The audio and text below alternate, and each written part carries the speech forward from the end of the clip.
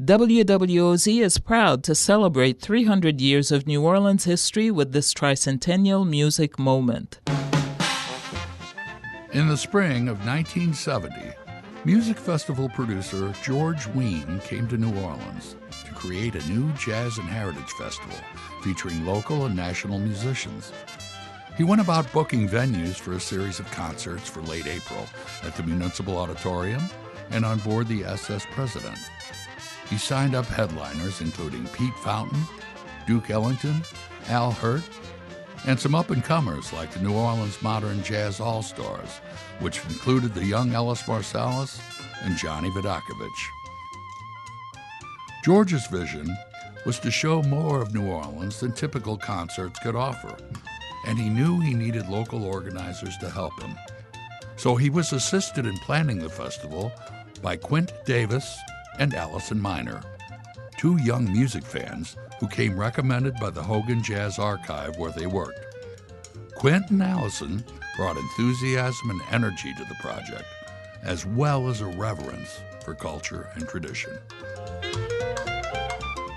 They all realized that the new festival needed to be unique, showcasing everything about the cultural life of the city. George was convinced that headlining artists would come and go, so the future of the festival would have to rely upon the promotion of New Orleans and Louisiana culture.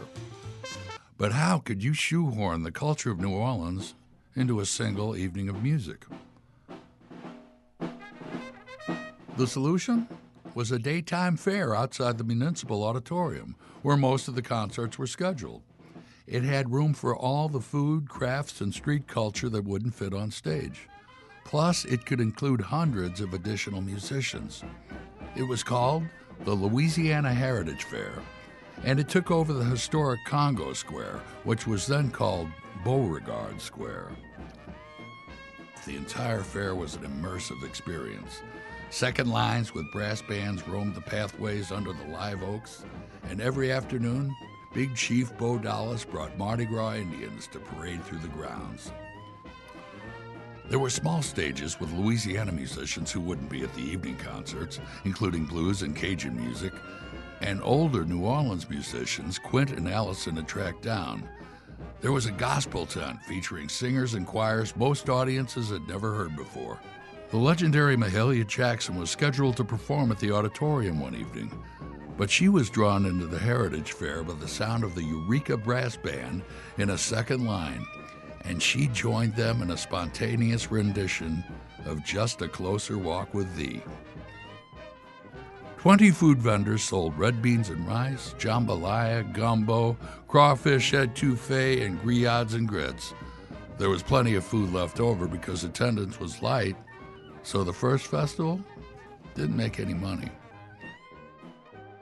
It was suggested that the following year they proceed without the Heritage Fair portion.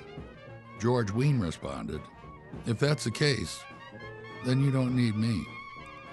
So the Heritage Fair stayed and grew bigger and better the next year.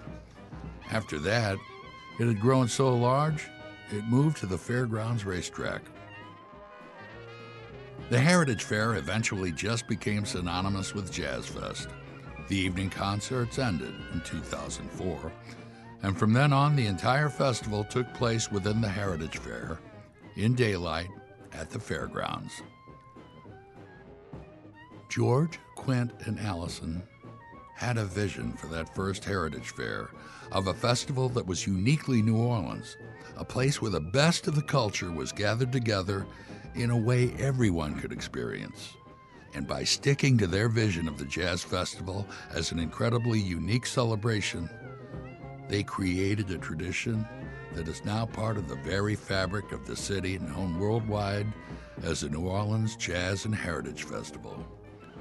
For WWOZ, I'm John Goodman. This Tricentennial Music Moment was made possible by the New Orleans Tourism Marketing Corporation, the Hellis Foundation, the Ruth U. Fertel Foundation, Hancock Whitney Bank, and People's Health.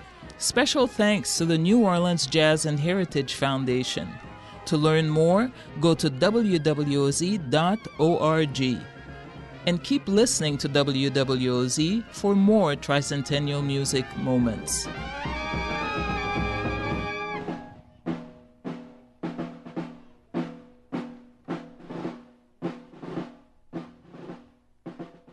The entire fair was an